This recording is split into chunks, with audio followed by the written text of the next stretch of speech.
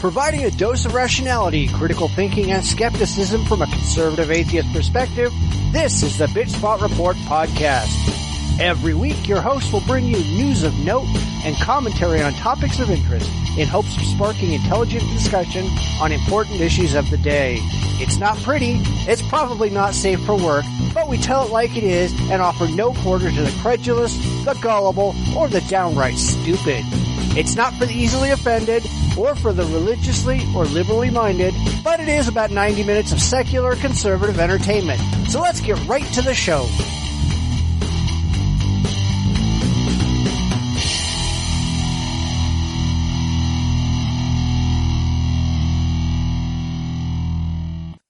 We took a week off and I've still got a headache after the last show, but here we go again. This time around, a woman prays her way right into a traffic accident. Michelle Bachmann is happy the world is going to end. The Duggars want a new show about counseling sex abuse victims like their son, which really they did a pretty bad job on. More and more politicians around the world are realizing that government and religion don't mix, and then we take a break from politics to talk about stupid things people name their kids. Hopefully, that's going to be a palate cleanser. So how are we doing? Oh, I am surviving. I hope everybody else is doing fine out there. So... yeah, we had to take a week off because your shit wasn't working. Yes, it turns out that heat and lousy routers do not mix. So hopefully this won't happen in the future. Yeah, let's hope not. But, you know, shit happens. There's not really a whole lot that you can end up doing about it, but hey. True. Monster out and scream Hulk smash router, but that probably wouldn't solve the problem. Yeah, that would probably make the problem worse. Although there is no doubt a Marvel series, they're a Hulk IT specialist, but. So. Yeah, but I mean, otherwise, it's okay because I ended up spending last week getting my oldest daughter moved out of the house and she's in college now and all that. So I really didn't have time, it turns out, but that's okay. How is she enjoying college? Oh, she's loving it. She's having no problems. Good. And she's not going to be like me and spend 10 years there, is she? No, she's not. Good. And we learn from the failures of the past. And in this case, the failure of the past was loving it a little too much. But, yeah, no, she got to school and, her backpack, she's got all kinds of pins and stuff all over it. And, she's a complete geek. So she's like walking around and she texts me and she's going, I found they've got an arcade and everybody in there is like, they're playing games and they're talking about geeky stuff. It's like, you found your people. You have come home. You have found your people in the promised land. Yeah. When I was teaching in the TAing there, they were just getting ready to build the new student center. So it's benefiting from the new students I put in. Yeah. I mean, they're all a bunch of old stand-up arcade machines, probably nothing made later than like, the early 2000s. But, she's in there going, I'm going to play all these games. Cool. Well, don't forget to go to class. Yeah, that is an important thing. That sometimes be a problem. Yeah. But she got all her classes and she's happy, so no worries. So, let's see. You want to take the first one? Yeah, we should probably go and do the news. This is gonna hurt, I know. Well, it hurt her. Well, yeah, it did. Alright, so here's the news. And now the news.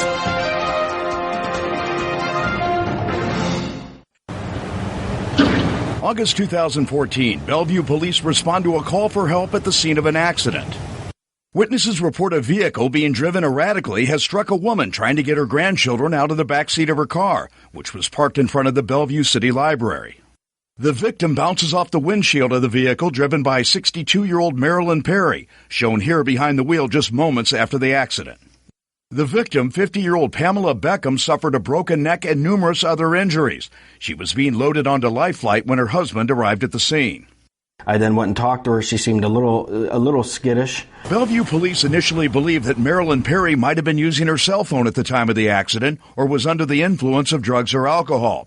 But the investigation revealed she had not been using her phone and her system was clean. Still, police and prosecutors decided she should be charged with vehicular assault. The idea of her thinking it was okay to take her eyes off the road, especially in the middle of a downtown area, I don't understand the reasoning logic. When it came time to tell her story to a judge, Marilyn Perry blamed the accident on prayer. She said she had been going through some personal problems and was praying as she drove, occasionally with her head down. It's the first I've heard of it. Sure. Could be all possible. Nothing like that was said at the time. Very possible that it could have happened. Police only learned about the prayer defense after Marilyn Perry and her attorney convinced a Huron County judge to place her in a court-sanctioned intervention program and on 3 years of probation. Praying is not a problem. Most definitely do that. That's fine. But do not be taking your eyes off the road, especially putting your head down.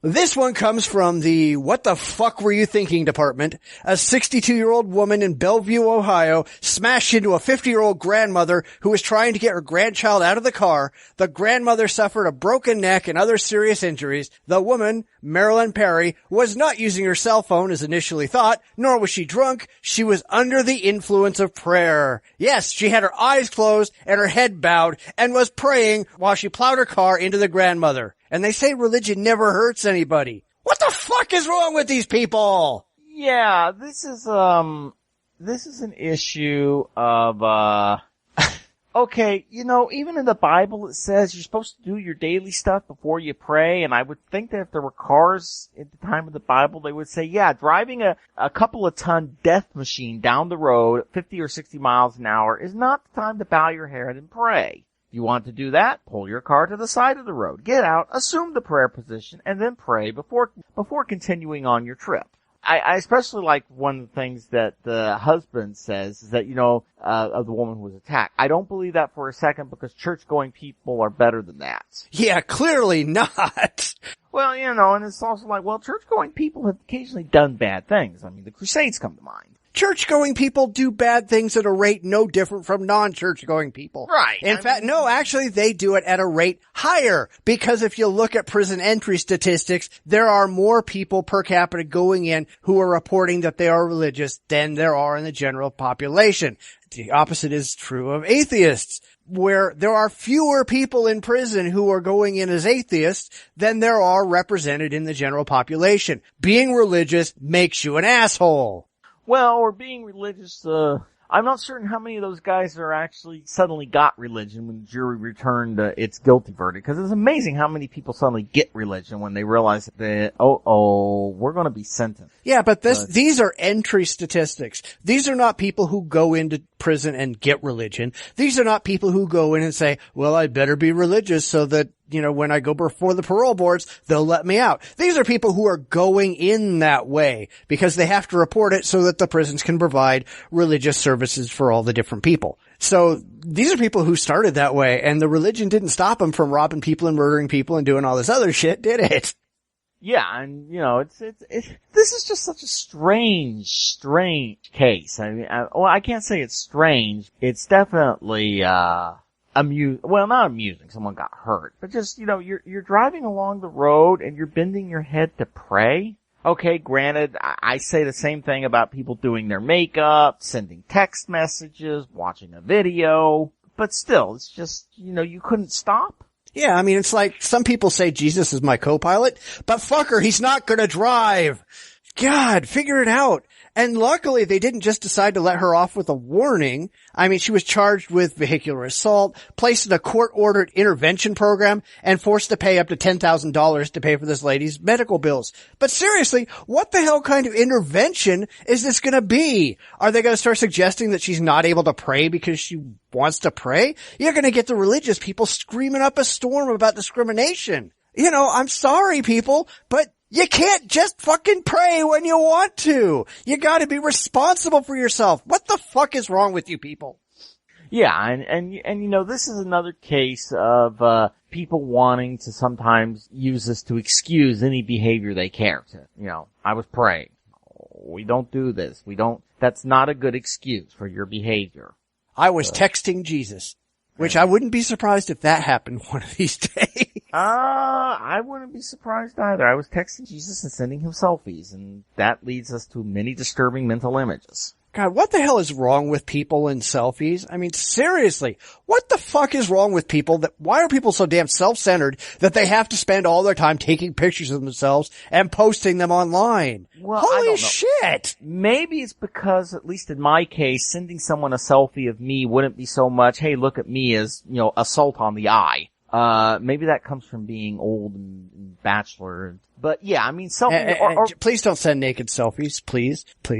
I'm not exactly certain. Tentacles scare people. Would the computer actually manage to endure that, or would it just kind of melt down on the spot? I don't know. Of course, my problem is food pictures. Oh, yeah. Either I'm not hungry, in which I don't care about your food, or I am eating a 59-cent hot dog at this point, so why in God's name did you send me the picture of your 16-ounce steak smothered in sauce with mushrooms and, mashed potato? Well, why do these people think that anybody gives shit one about what they're eating anyway? Yeah, but I'm just saying there's no way this works. Either I am not hungry, in which case you're boring me, or I am desperately hungry with no money to buy anything good, and I am looking at the lobster or whatever the hell it is you're eating, and then back down at my 99-cent Del Taco burrito.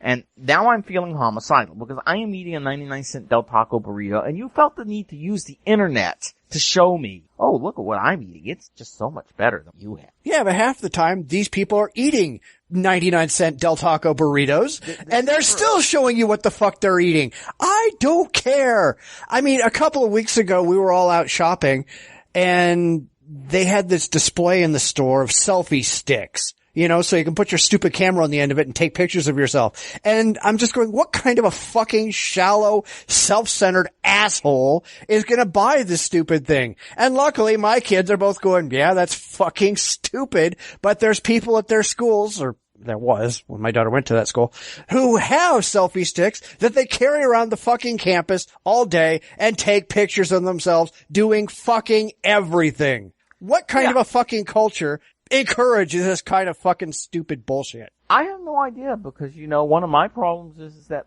I just can't think of why people would be interested in seeing me walking around taking pictures of myself. And, of course, we get to the problem of, I can't even really generally think of what to put down on a blog, because it's like, no, I'm not going to tell you what I did today. What I did today is what I did yesterday. And it's boring if you're not me. It's actually boring if you're me. But, so yeah, it's one of these really weird things. This is kind of, unfortunately, just a case of people narrowing their life, creating this tiny little bubble they live in. Yeah, unfortunately. Go out and interact with people, that's what we're now going to say. Stop taking selfies. Go out and play.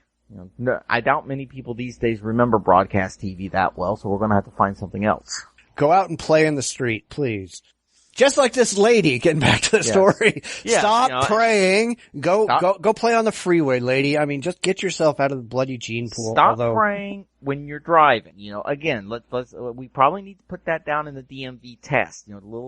If you feel the need to pray, do you A, continue to drive, B, pull to the side of the road? If you answer A, you fail your exam. Or C, grow the fuck up and stop talking to yourself.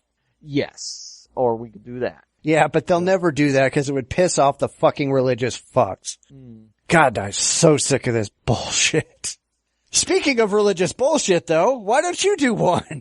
Just as this agreement was being announced at the UN Security Council the following Monday after the agreement, for the very first time, the most important national security event in my lifetime. My lifetime as well. And it's this. All the nations of the world signed an agreement that slams the door against Israel and opened it up to enriching and empowering the leading state sponsor of terror in the world, whose ultimate goal is the annihilation of the Jewish state. That is Zechariah 12:3, folks. That has been predicted for lots and lots of years. And it happened July 20th, 2015. That's exactly right. It with happened the United July 20th. States leading that charge. And there, again, I said it earlier, there are consequences to doing things like this against God's covenant land. There are horrible consequences.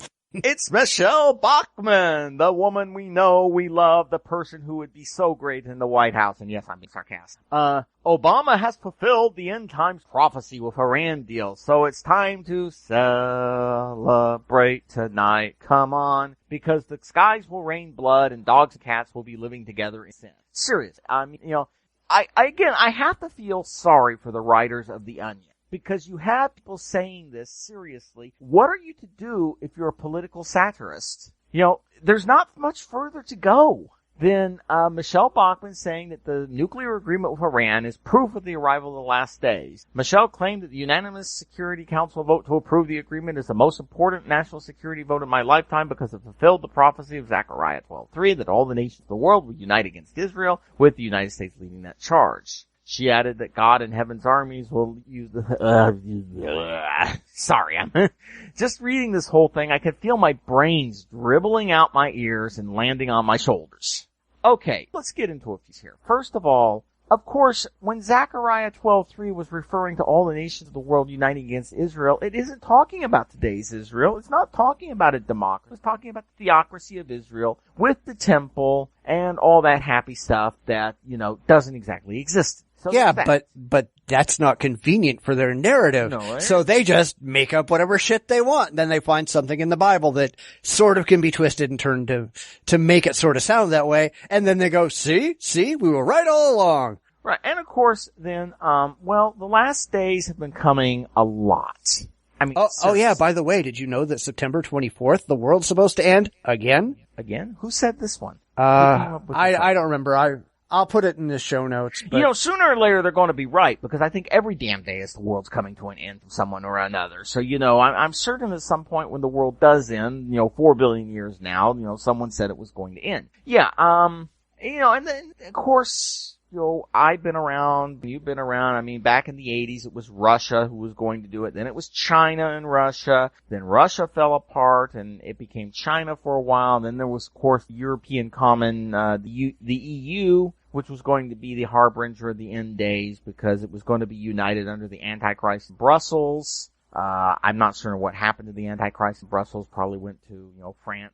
I'm not certain. And then it became Iraq, and some people actually claimed Iraq was going to be the beginning of the end. I mean, seriously, this has been going on forever. I mean, in the modern sense, this whole end day thing's really got it started in the Great Disappointment. But the problem, of course, is that these people love to promote this, and we like to laugh at it, but it is a little dangerous in that this is why we have such a hard time dealing with Iran. This is why we have such a hard time dealing with a lot of people, is the rest of the world looks at America and realizes a huge number of Americans are even more wonko religious fanatics than the Iranians. Because the Iranians ain't running around screaming the end times are coming. True. And, you have this belief, and, words have meaning. I mean, this is one reason that the world kind of looks at America, and a lot of them are a little nervous. Because when you have the most powerful country on earth running around screaming apocalyptic stuff, and again, a lot of these people, we joke at Michelle Bachmann, but she was and is a fairly important figure. We have most of our current Republican contestants for the nomination using stuff very close to this language in areas. And, Huckabee, for instance. And it does cause a certain amount of nervousness among the world because, Putin may be a son of a bitch, but Putin at least is a son of a bitch that is not talking about invisible sky fairies. Oh, sure he is. Well, you gotta remember, Putin, I'm trying to remember right now, but he signed a bill declaring or authorizing a massive nuclear strike on the West in September. If they do anything he doesn't like, he's just as fucking crazy as our people are. Well, Putin is doing stuff to, he's playing to his base.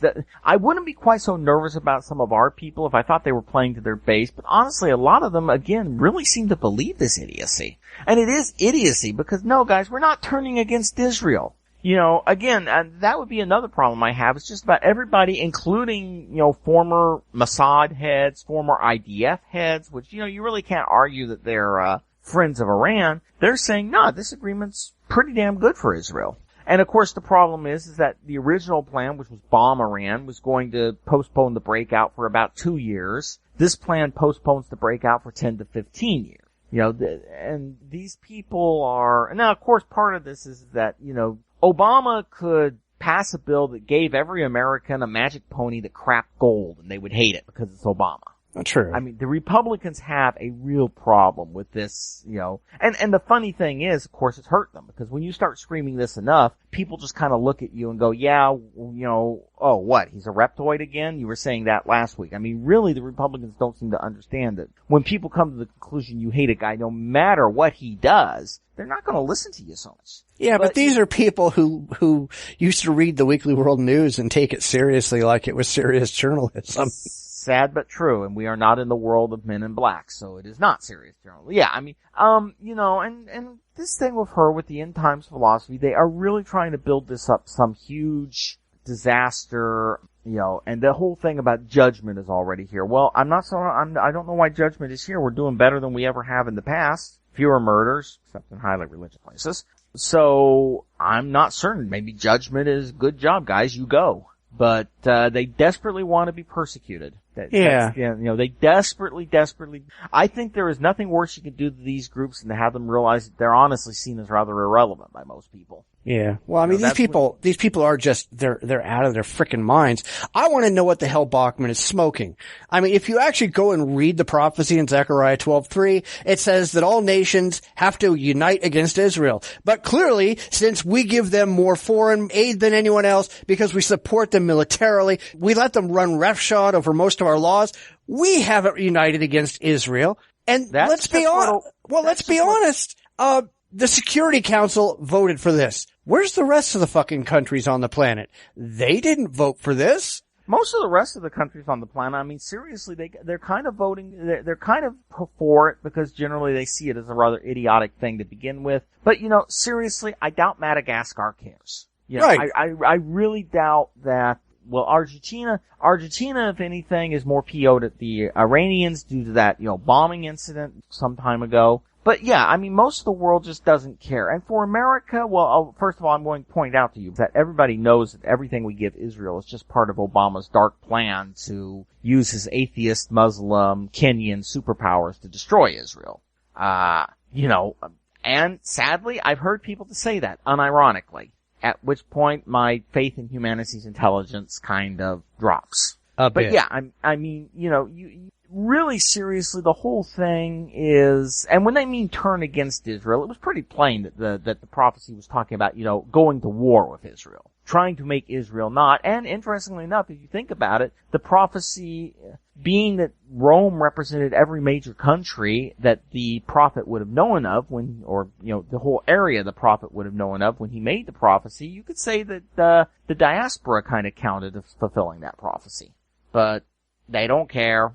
Yeah, and I mean, this is really where you have to start kind of getting a little bit nervous, where you've got politicians who are paying attention to books of Bronze Age mythology and telling everybody to rejoice because the world's going to come to an end. I mean, these are people who have the power to make some of these wacky prophecies come true. Right. That's why these people should have no political power. And to be honest, when you hear this from the Iranian viewpoint, yeah, it makes sense why Iran might want a nuke. Seriously, what would we do if somebody with a lot more military power than we were came running up and started screaming, and the prophecy says the world should come to an end and our God shall rise and rule over everything? We'd start talking about maybe we need some bombs. Whether or not Iran's getting them, we helped Hussein launch the war against them. We shot down one of their airliners. We've continually pushed them. We invaded their next door neighbor and turned that into a complete clusterfuck. Seriously, if you look at things, Iran has largely been more offended against than offending. And yes, I know what some people are going to say, oh, Iran is backing terrorism. Dudes, everyone backs terrorism. We back terrorists. Yeah, you want to ask the Nicaraguans about American terrorism? You want to ask just about any Latin American country about how the CIA and the United Fruit Company and everybody else was, had their arms up to their elbows in blood? Our body count, hell, I mean, think about our support for Guatemala and Chile and some of those other countries during the Cold War. We have a body count that is, considerably in excess of Iran. So does Russia. So does Britain. I mean, again, this whole terrorism thing in a lot of cases is code word for people doing what I don't want them to do. Oh, that's exactly it. And, in all seriousness, the kind of apocalyptic speech about Iran is, well, it's largely sold for stupid people in the U.S. who have not gotten over the fact that, yes, Iran took our people hostage. You'll notice they all came back alive. It was a hell of an embarrassing thing. Sorry. Nations get embarrassed and get over it. You know, that's when, people always bring up, well, the Iranians, did this with, and like, guys, that at this point was over about 35 years ago, actually. There are people bellowing about that who weren't even alive when it happens. So, the time has come to stop talking apocalypse, sit down, and start being a little more pragmatic.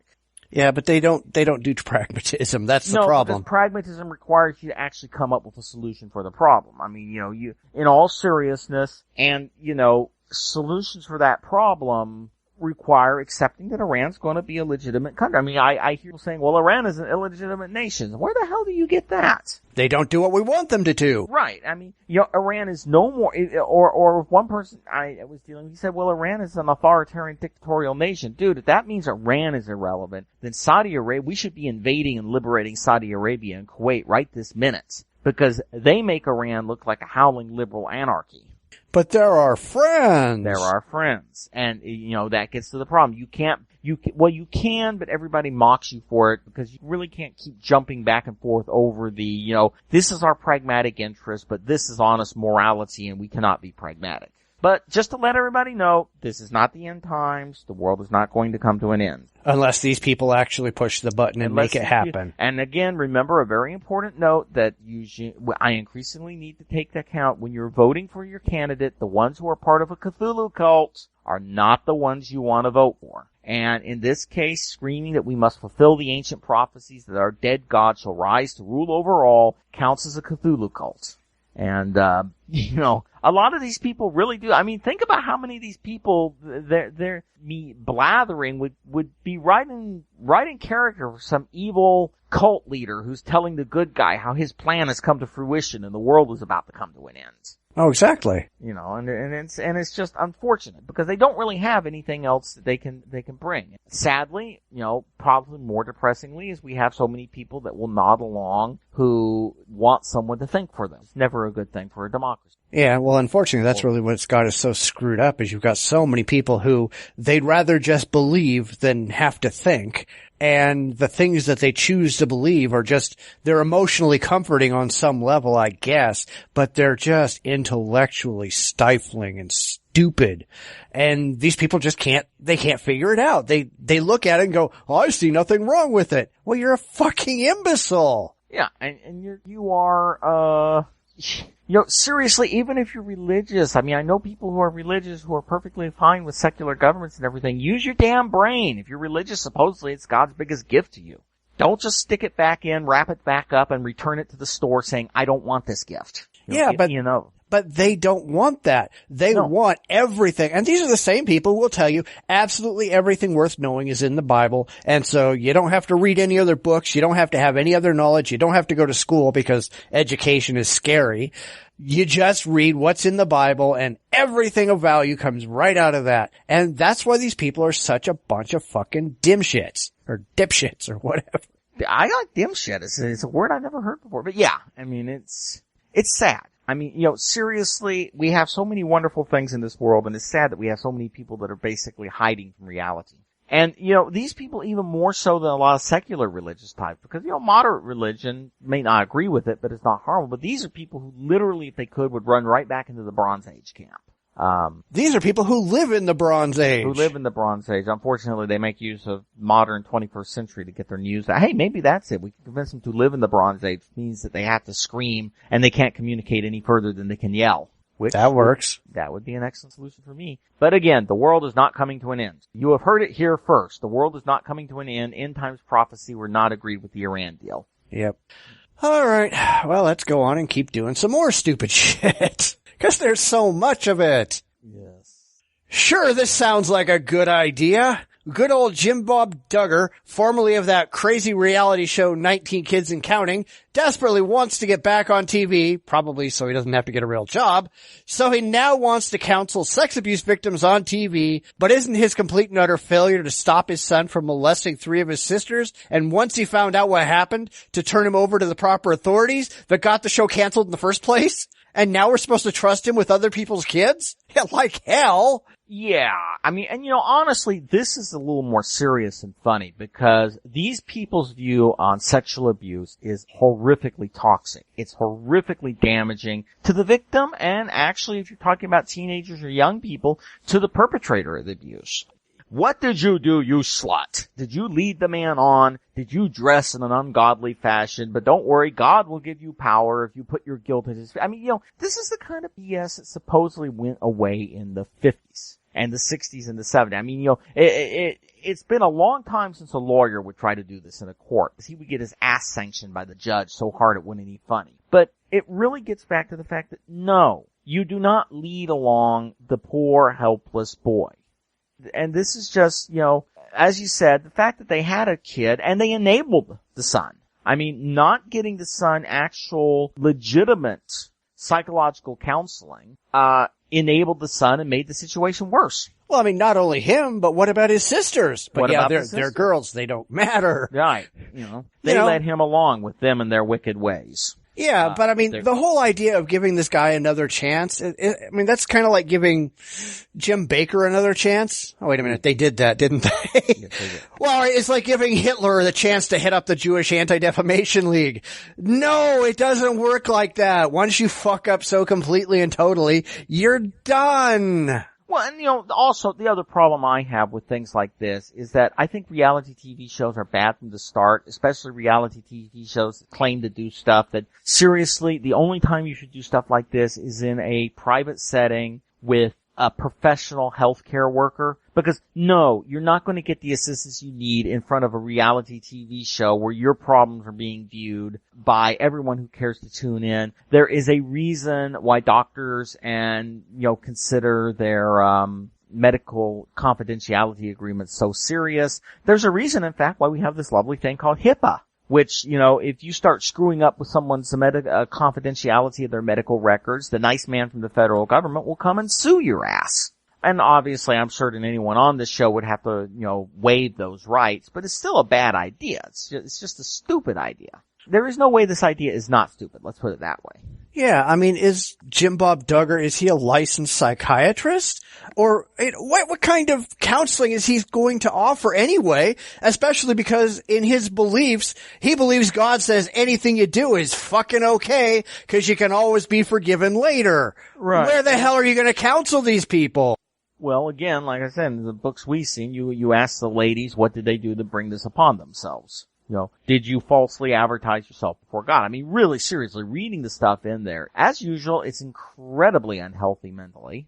It's utterly discredited professionally. I mean, this is the kind of stuff that would not have been out of place in a psychology book. Hell, I'm thinking not even the 1950s for them. And again, like you said, he's not a professional, and you also get the problem of, as we said, you kind of blotted your copybook with your own son. You should kind of tend to your own garden before you start trying to tend to other people's gardens. Which, mind you, is in the Bible. I mean, there's several parts of the Bible mentioning that your job is to mind your own business, not mind other people's business. Yeah, and you saw that Josh, they found out he had an Ashley Madison account, and he now admits that he cheated on his wife. Why is it that these religious holy roller fucktards are always the one violating every single one of their own moral standards, and then going, see, forgive us, blah, bull fuck? I think it's because everyone, absolutes don't generally work with the human mind. If you cannot admit... And this is a problem because if these groups are saying, well, we're supposed to live in godly grace with our wife, but if we're living in godly grace, that means we never have any problems. Unfortunately, yeah, you have problems in marriage. Problems is a part of marriage. Anyone tells me they've never had an argument in their marriage, they're lying. Because you do. But this belief system they have, which, we should admit is toxic. And obviously not all people who define themselves a Christian have this problem. There's plenty of people who define themselves a Christian who accept they're going to have a road that will have bumps in it. But a lot of these groups put themselves up on this pedestal. I don't think they can accept that. And so they just fall apart. And once you fall apart, if you have no ability to accept, there's going to be rough patches, it's really easy to go all the way the other way. Wow, I'm doing lots of pardon me. one of my acquaintances who was a police officer, in fact, mentioned something about this. He said that sometimes the police officers he'd known who have become the most corrupt and the biggest SOBs you never wanted to end up on the other side of a gun from, started out as the most liberal and idealistic police officers, but unfortunately, once they ran into problems where that didn't work, there was nowhere to go but down. In other words, they didn't have the pragmatic reasoning that sometimes the system doesn't work. And I think this is a problem with these groups, is that they set themselves up on this impossible, inhuman standard. And because it's that, it doesn't work. Oh, I wouldn't say it doesn't work because, let's be honest, the vast majority of people out there don't go out and cheat on their wives. No, they don't, but they accept there will be problems in their marriage. I mean, unfortunately, these groups, they set themselves up on these pedestals, and for one thing, part of being on a pedestal is you can never admit you're having problems, which is toxic in and of itself. And they are so desperate to be seen as godly by the public. You know, that's another problem, the hypocrisy that I have to be seen as godly. I may not be, but God help me if I admit that I'm less than perfect. Oh, sure. I mean, it's just like, Bristol Palin, who's out there going, chastity, chastity, chastity, 2 kids out of wedlock. Yeah, It's like, lots and lots of people are abstinent, okay? People make a fucking choice and they stick to it. But these people are out there going, here's my choice, and then they can't stick to it. Like, you're a fucking idiot. And, I would also point out to people, because I know this will always happen, people will say, well, they only had abstinence back in the old days. No, they didn't. The Romans had contraceptions. Everybody knew contraceptions. But equally, in the old days, you generally got married when you were 15, 16, or 17. We're not talking about a time period where abstinence meant, very long. But unfortunately, yeah, you're right. We have these people, they like to proclaim, wear their godliness on their sleeve, and then they fall on their face. And also, I hate to say it, but Josh, and everybody with this Ashley Madison leak, you signed up to a service saying, we're helping you cheat on your wife. We're helping you break a fundamental commitment we made. They got hacked, but even if they hadn't got hacked, what idiot would trust somebody? That's like trusting, a thief to be loyal to you. Really seriously, this Ashley Madison thing, I'm convinced was an intelligence test that a lot of people failed. Yeah, and it's funny how many people who got outed, they worked for the government, and they were using fucking government IDs. They were using their computers. They were using government-issued email accounts. Duh!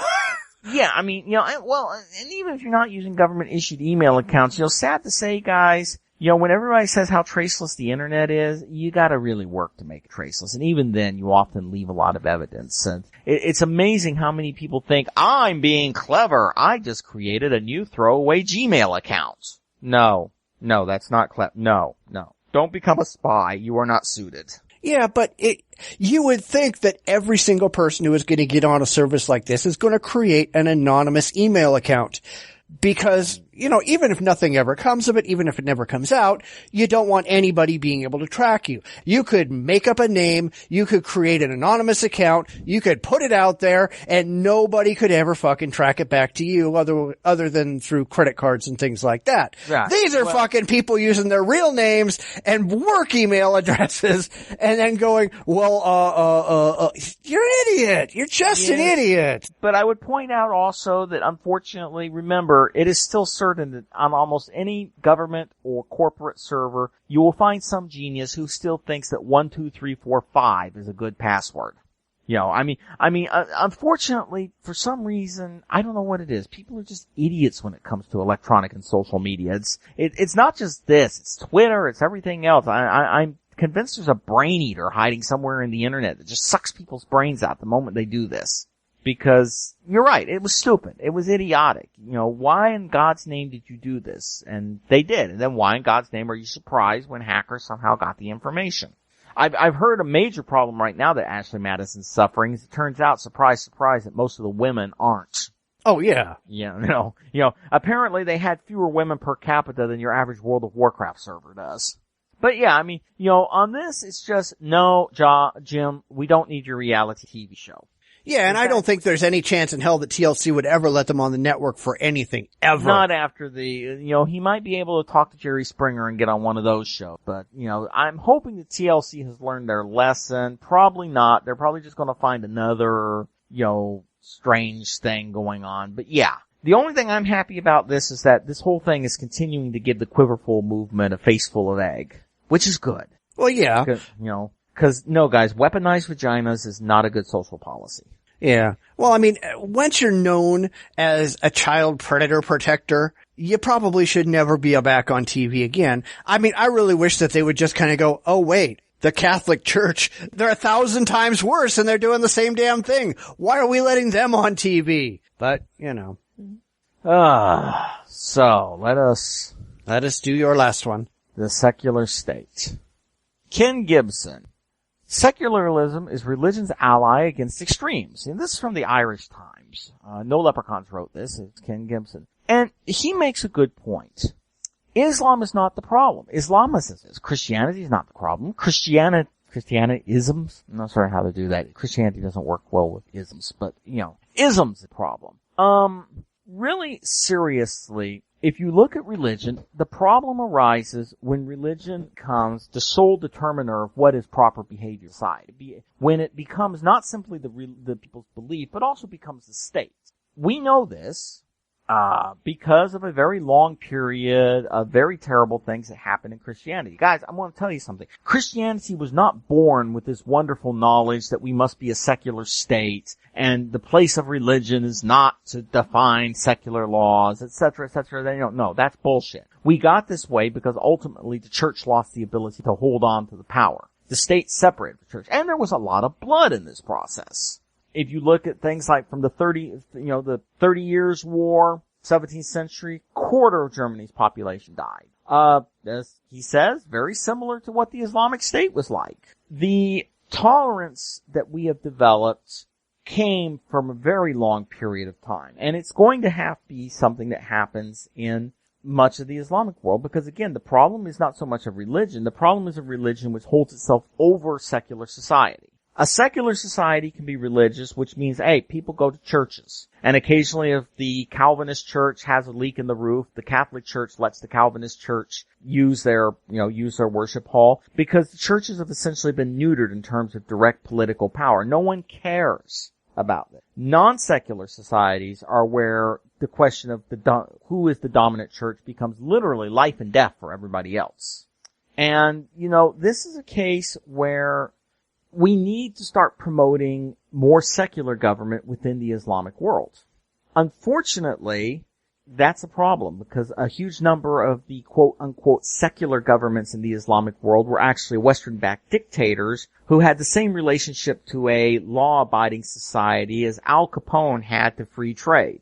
And this is a problem where the West has not been helpful. If you look at the Western-backed secular rulers or the non-Western-backed secular rulers, most of them were more interested in being dictators and doing what the West bribed or threatened them to do than they were in actually founding a secular state. Needless to say, if you off all of your moderates, the only ones left are your radicals.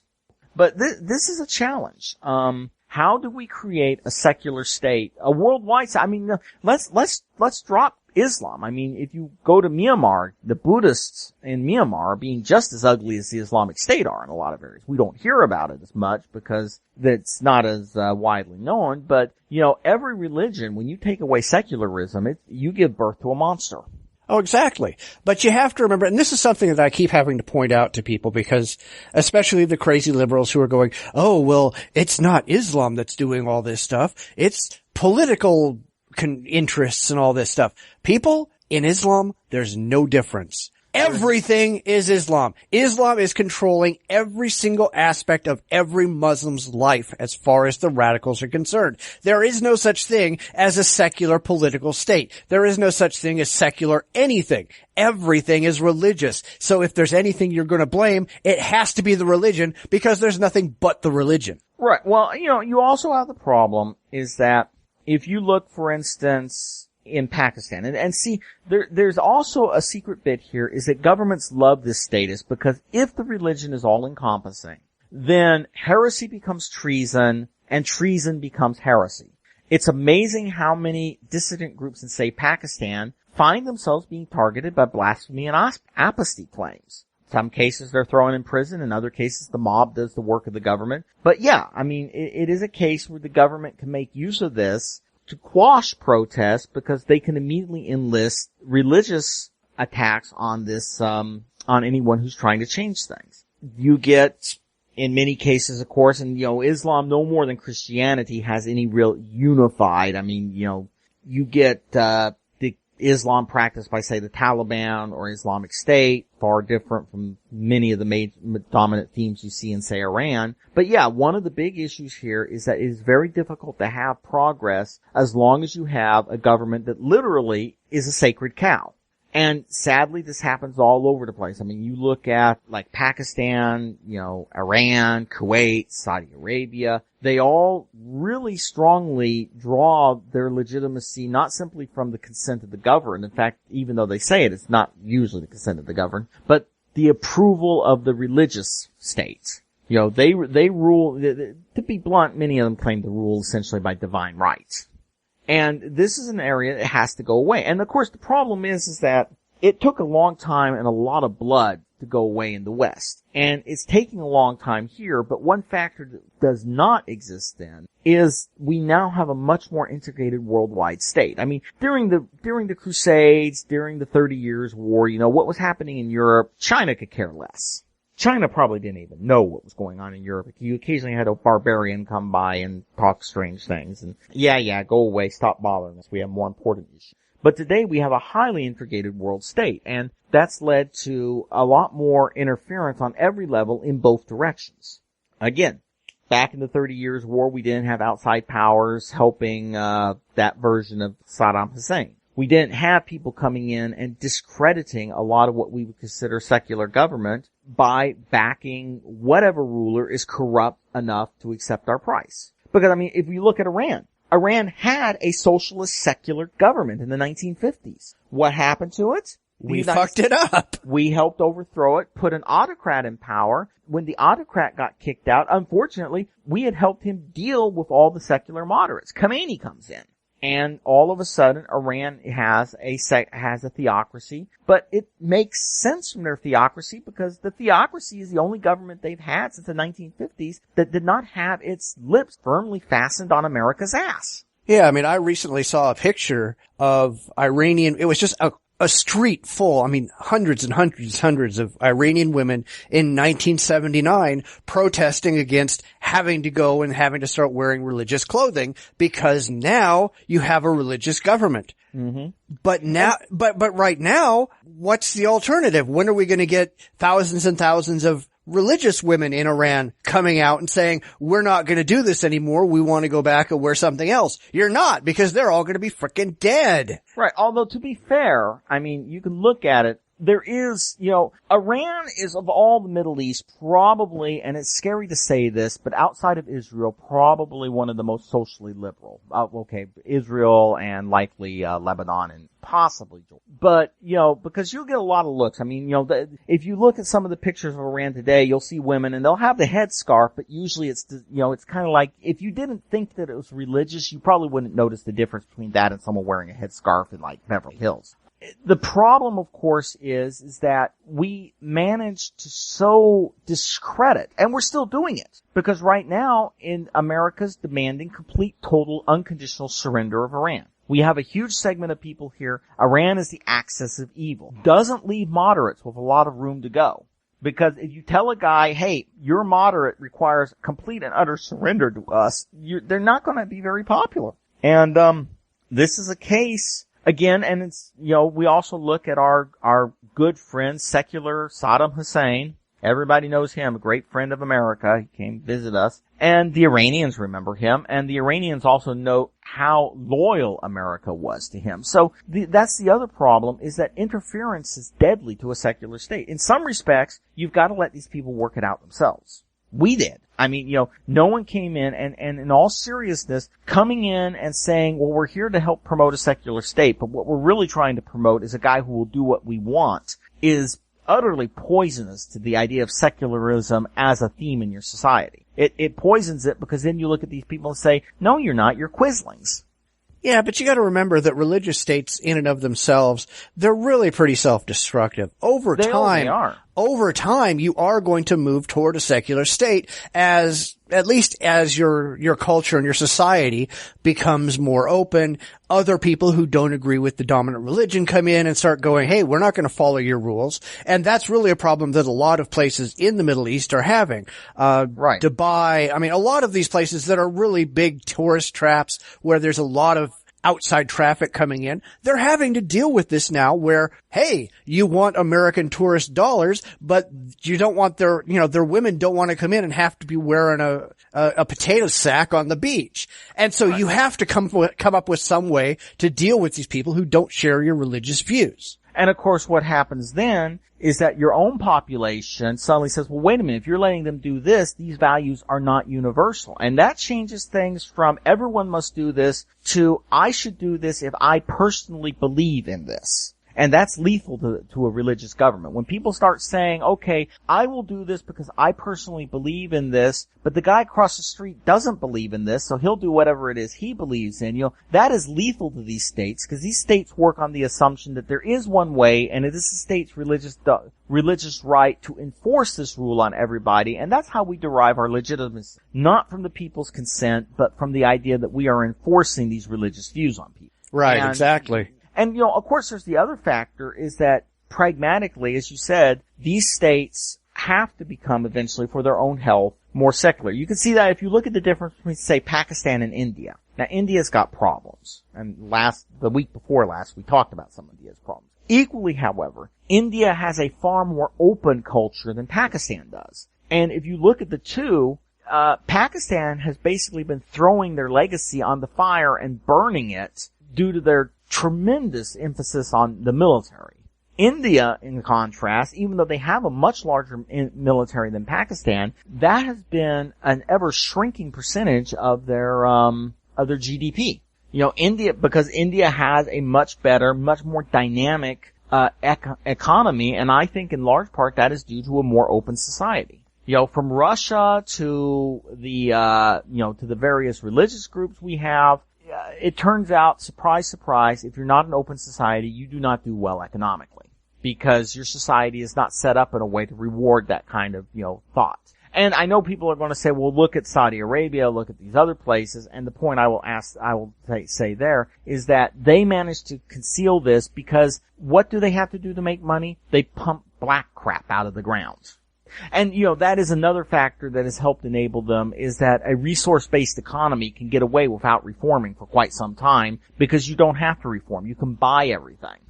I recall but reading in the 1970s when they were building some of the, hotels around Mecca. There was a short time in which they actually had Western engineers outside Mecca telling people what to do by walkie-talkie. And you can afford to do that if you just pump money out of the ground. Right. But if you don't, and of course eventually, the gold will run out, then you have to make the best use out of your most important resource, which is your human resource. And that requires much more pragmatic views than you get out of religious governments. Right. Yeah, I mean, the article really makes a point to say that, secularism is a protection for religion, and I'm not really so much concerned with secularism protecting religion. I want secularism as a protection against religion. Because let's be honest, the problems that you're going to have are largely problems that are going to come from religion. They're going to come from the extremists and the radicals and all these people who have these really bizarre views. How in the world are they going to have in the Middle East, how are they going to have any kind of acceptance of homosexuality when you got people who are just going to throw them off the top of frickin' buildings? Right. Well, one of the things that I would say is that the two are one and the same. Secularism protects religion from each other because you no longer have to worry about, oh God, the Republicans just won an election. I gotta go hide my, Protestant Bible. Which happened a lot in the past. One group came to power, everybody else shit a brick or launched a revolution because they knew they were on the chopping block. So in that respect, it protects religions from each other. It also protects us from religion simply by neutering religion's control over the mechanisms of law enforcement. I think the best definition of a secular state is that I could commit murder because I hate this man. I could commit murder because I want this man's money. I could commit murder because this man is not my religion. The state will treat them all the same. The state is only interested in, I committed murder. That's how it should be. That is how it should be. And, because in all seriousness, well, if you want to look, although it was also wrapped up with political issues, you want to look at what happens in the West when people define themselves by religious membership. Look at the wall the Brits had to put up down the middle of Belfast. I mean, during the Troubles in Britain, there were walls separating the cities because people in the Catholic and the Protestant neighborhood, if they encountered each other, were very likely to try to butcher each other, whatever the hell came to hand. Right. And, it's only been recently. So, secularism protects you. It protects the people from the religion. It protects religion from other religions. There is no way in which secularism is a bad thing. Oh, I agree with you, but the religious are not going to see it that way. No. Because they don't want to have to go, well, hey, this protects me from them, because they don't want them to exist at all. They want to wipe them out completely so that only they remain. And that's just the way religion works. Yeah, well, I mean, the problem is, of course, is that they always view themselves, because if you are religious, you know God is on your side.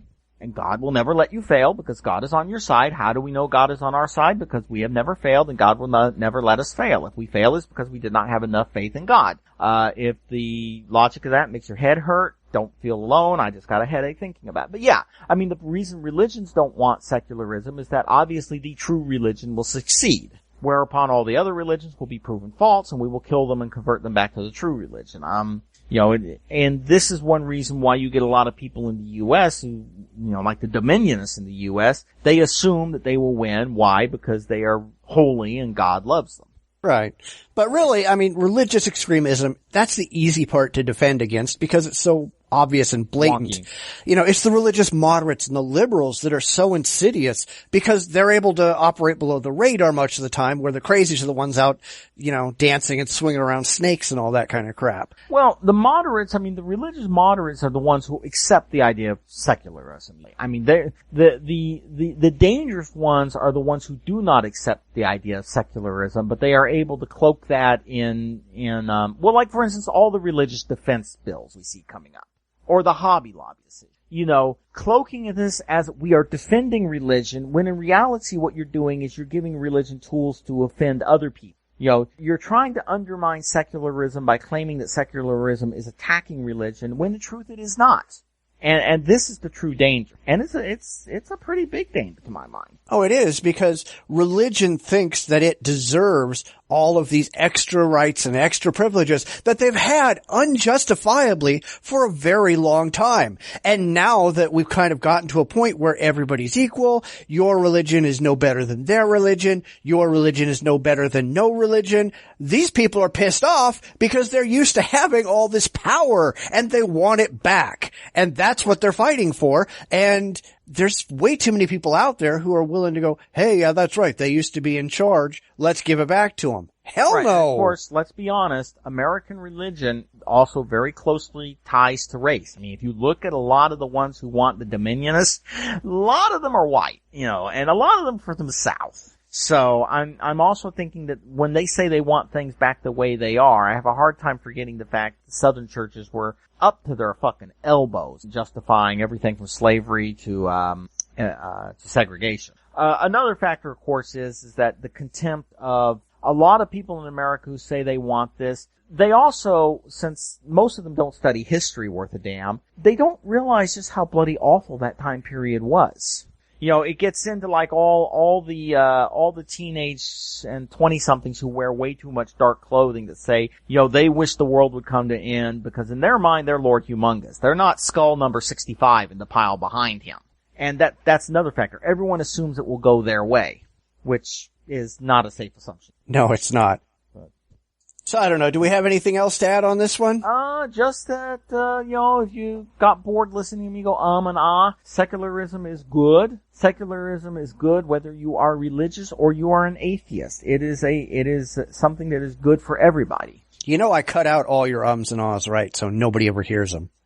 And thus my chance to become a star is destroyed. Okay. Yeah. But no, secularism is a stance that benefits both religious and non-religious. And I will point out one last thing just to close this. If you believe that your religion has value to society, it forces your religion to prove that value from society rather than relying on the coercive power of the state. Yeah, but Because these people have no proof of anything. No, they don't. But, I'm just saying is that, if you believe that your religion should attract people, you should not need to have a situation where the state can point a gun at you and say, go to church.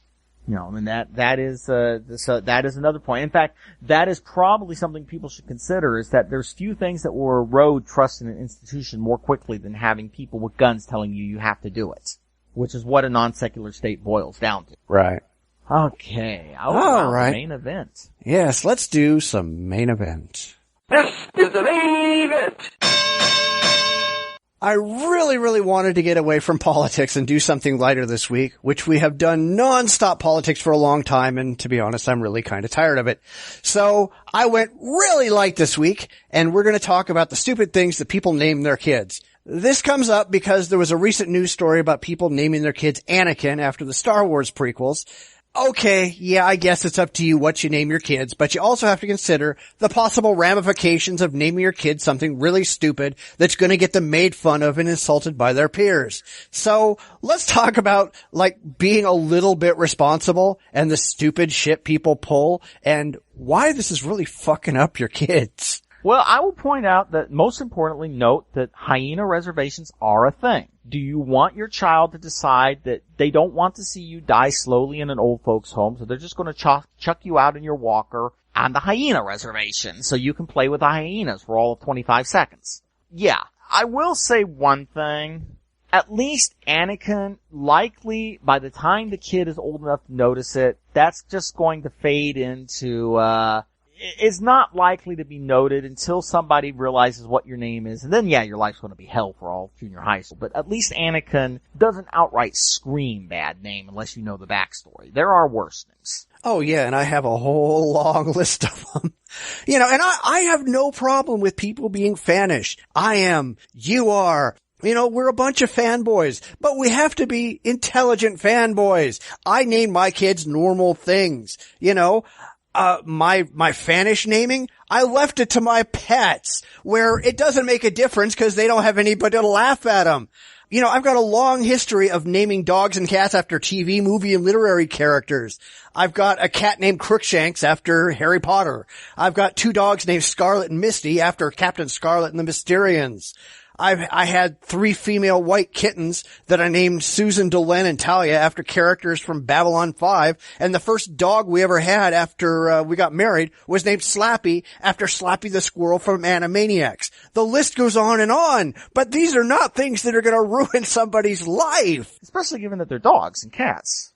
Nobody cares. One of the things is like, for instance, my goddaughter. Okay, she has a fanish name in the middle, Honor, after Honor Harrington. But if you don't know that was the name, Honor is also a common name. So it's a cute little name that could be given. Yeah, that's neat because, the parents met at a sci-fi convention. But equally, it's a name that means nothing other than honor if you are, just talking.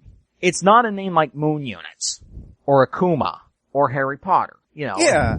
Well, you can name a kid Harry and nobody knows exactly where it came from. Right. But Anakin was just a complete thing that George Lucas made up out of thin air. It's not something that has any other source. Right. And I think that is a big point, is that it's possible to say, hey, that was a nice sounding name. We'll use it as long as the name itself is a normal name for the culture. Oh, I can't recall the names. I know one guy named his kid Satan.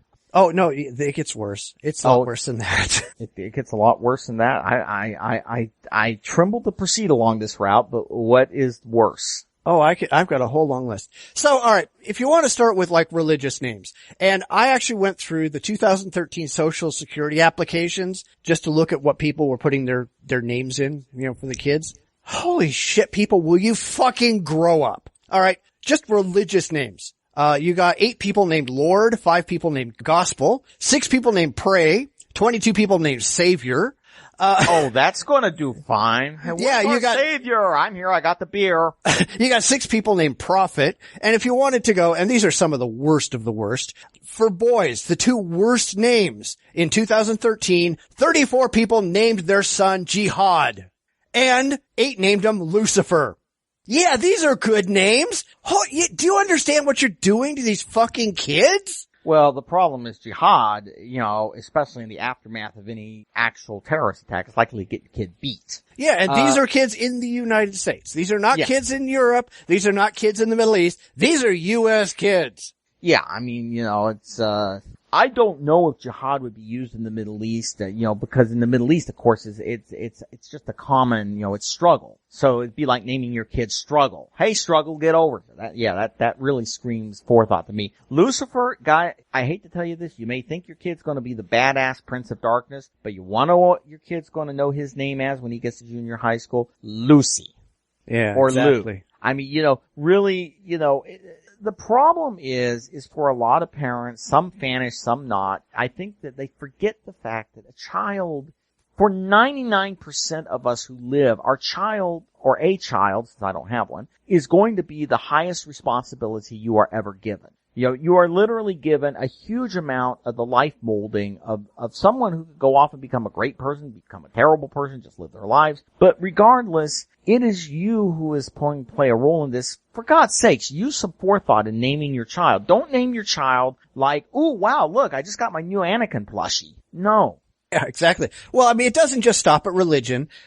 People who name their kids after money, million, trillion. I mean, are you kidding me? Why are you naming your kids after money? Because you know that if you name your kid Da Money, which 7 people did, nobody's gonna fucking hire them.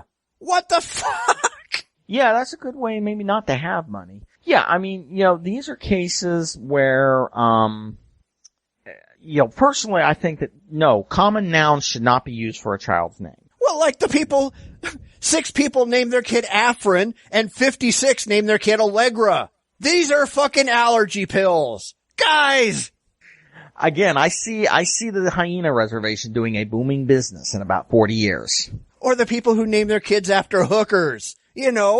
14 people named their kid Tranny. Think about it. Jesus fuck. Yeah, I mean, to be honest, I think maybe there comes a time when you should have, I don't normally think the state, but I think there maybe should be a list of, no, you don't get to name your kid this words. Well, there are things that they will absolutely refuse. If you name your kid profanity, if you try to name your kid Fuck Johnson, they're not going to let you do it. Right. But the rest of this shit, what the hell, I'm assuming that's probably why they have the mechanism of name changes in the future. That the judge will say, yeah, okay, I knew you were, I was the one who did your birth certificate. I kind of figured you'd be showing up here about now. But yeah, I mean, it's stupid. It honestly shows a certain lack of understanding of the responsibility that you just let yourself in for. And it's going to get a lot of your kids beat in junior high school. Yeah. And I mean, even getting away from the whole fanish thing and people just being stupid, and this is something that of course will piss a lot of people off, but it just is reality. And this goes for ethnic naming too.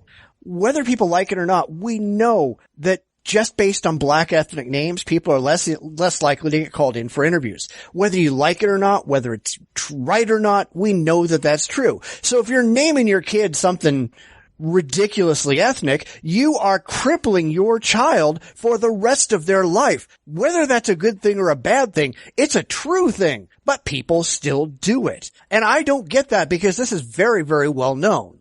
Yeah, well, I mean, the problem is that I don't know how ethnic names are handled from other ethnicities, or if that's but yeah, I mean, really seriously, you should look to your name with a view of what is this person going to do in life. I mean, is this name going to handicap them? Last names and middle names, not so bad because they don't come up as commonly. Well, you can't exactly pick your last name. Well, you can't pick your last name, but middle name, is a good place if you want a name. First name, I remember someone saying that first names should be succinct and pronounceable. And, that's actually a good point. You don't want a really long, really strange first name. You can use the middle name for that. You want your first name something that is going to be, easily understood. And that's a problem I have with a lot of weird first names is they honestly sound invented. Well, they are. Yeah, I mean, they don't sound like they actually came out of, a real language. Sometimes they sound invented in some cases. Well, I mean, I was just thinking way back when my daughter graduated from high school, they had a hell of a problem pronouncing some of the names for people to get called up on stage, because these names are like 83 characters long and, they don't make any sense. Why not just name your kid Toaster Oven or something? Oh, I wonder if that's been done. I don't know. But it's ridiculous. And, the thing is that, obviously it depends, because if you are if you say you were born in Saudi Arabia, you come to the United States, you probably, you may give your child a name of Saudi origin. Depending on where we are, of course, that is gradually, that is starting to change in a lot of parts of America as minorities become more of the, minority majority. But even there, I think the rules for naming should be, you want something that's easily pronounceable, that is not tremendously long, that does not say anything that's going to expose your kid to, mockery, and that should hopefully be fairly meaningful to you. Right. I mean, I don't mind that people have these names that they grew up with, etc. But if you look back in history, when people were immigrating to the U.S. and they were coming through Ellis Island, a lot of them took new names that were Americanized names because they wanted to fit into American society. And today, with this multiculturalism bullshit, nobody gives a shit. It's like, hey, I'm just going to live in this little tiny enclave of people who came from exactly where I did, and so I just don't give a shit, and I'm going to name my kids whatever the fuck was named over there, because I'm just going to live in this little tiny over there community that's, transplanted into the middle of America. And that's why people are no longer mixing in what's supposed to be a melting pot. It's just becoming a whole bunch of little polarized little communities, and that's bullshit. Well, I've lost a lot of names. I'm looking right now, a good chunk of these names, I'm going through African names, which, many of these names are short. I think, again, one problem is, my biggest problem with a name is a really long name that is hard to pronounce. I don't care, I don't honestly care what, it is, but if it's really long, really hard to pronounce, it's going to cause problems. I can say that because a couple of times I was teaching and we had somebody in there as you're trying to read their name and you realize, oh God, please let you have a short last name, because I can't say this first name. I don't know what's first. I cannot pronounce this first name for the life of me. Yeah, and it's one thing if these people came from overseas, they came from another country where that kind of thing is common, great. But if your parents came here, or your grandparents came here, or your great-grandparents came here, and they're still naming you something with 47 consonants and no vowels, there's an issue. And I'm not trying to sound racist or anything like that, but come on, you came to this country for a reason, because supposedly you wanted to live in this country. You need to adopt the culture of the country that you're moving to. That's how people used to do it. Now it's, holy shit, I don't have to do that anymore. I don't have to do anything. I can just continue, this is where you get to hyphenated nationalities and that bullshit. I'm Mexican American. No, you're not. You're an American. If you want to be a Mexican American, go the fuck back to Mexico. Live in Mexico if you're so attached to being a Mexican. If you're here, be an American. Stop hyphenating, and that goes for Italian Americans and Russian Americans and Chinese Americans and everybody. You want to be here? Be here. You want to be an American? Be an American. If you don't want to be an American, go the fuck home. Well, it's like, for instance, I'm looking right now at, Indonesians. We got Bimo, Bulan. These are names that are just fine. I mean, they're not going to cause any problems for pronunciation. Depending on where you are, I've heard names like this, and of course, in some places, in some parts of the South, French names are very common. Those have become a part of our shared culture by virtue that there were French down there before there was an America down there. And then of course there's the fact that a lot of people, they'll pick a name from their home country and then they'll, change it around a little bit to anglicize it. Which is fine. And I've seen that happen. But for me, my biggest problem with names is that when you get a name that was clearly not thought out, Anakin, Darth was really. Yes, there are people named Darth, which is fucking stupid. Darth. It sounds like a dog you just, stepped on its tail, Darth. Then of course there were the Trekkies who named their children Klingons when we want to talk about 47 consonants and no syllable and no vowels. Hi, okay, I'm calling roll call, okay, when they were naming you, did they have a hairball? Because that really says hairball.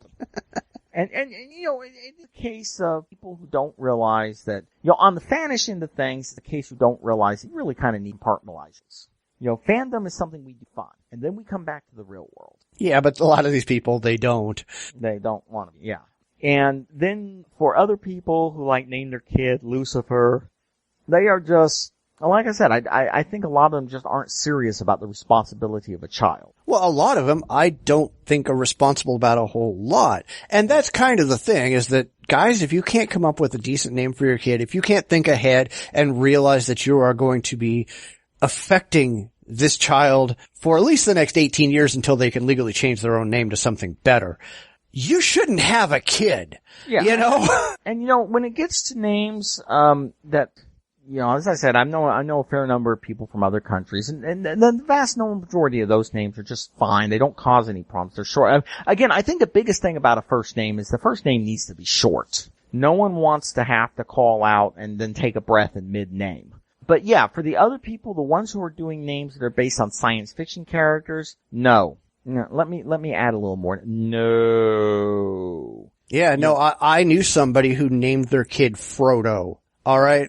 Well, you fucked that kid up. Midway through junior high school, he's going to get the beat in the eyes. At best, people will just take it as a joke. But seriously, even if no one gives him grief for it, do you want to saddle your kid with having to explain his name for the rest of his life? Because let's ignore the potential because people getting beaten up. They may not, but they're going to have to deal with it. Hi, I'm Frodo. Oh, you mean like from the book? Yes, from the book. I have never heard that question before. No, wait a minute. I have heard that question every day of my life. Yeah. And, it just really becomes, you want to think about your name, Charles, no one asked where Charles came from, Karen, Kendra, and, some of these names, like for instance, if you want to be, just another example of Kendra's Celtic for, she who conquers.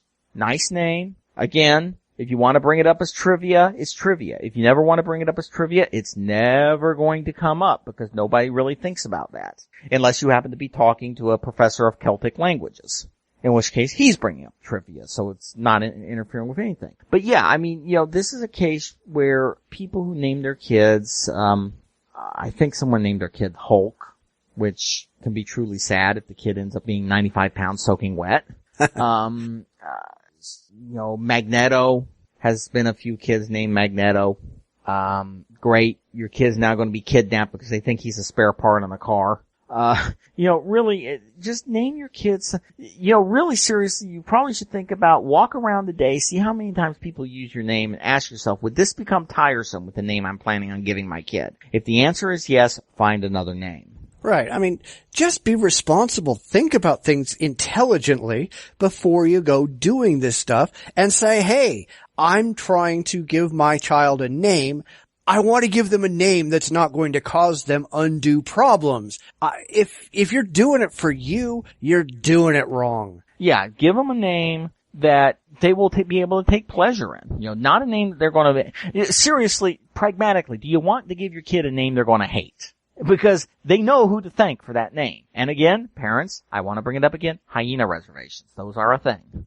Now, maybe that's your plan to stay out of the old folks' home. That's my personal plan because I don't really want to be around, shuffling around. So we've all made it plain that the goddaughter, the hyena reservation is what we want her to do to us in our declining years. And, to go out on a bang or go out on a scream and a bunch of chortling, laughing hyena sounds. No, you can't bang the hyenas. Ooh, I don't even want to think of it. I would say going out with a bang. Maybe that time the hyenas will be uplifted and shoot me first. Whether the hyenas, of course by that time the hyenas probably be awful PO'd because they're here gnawing on an artificial hip or something. But give the kid a name that is something they'll like. Really seriously, all joking aside, give the kid a name something that they'll like. And that is not a name that's going to get commented on in school. No one likes to have their name commented on in school. Yeah, let's be really honest. Kids get teased enough as it is. Yeah. Don't give them more ammunition.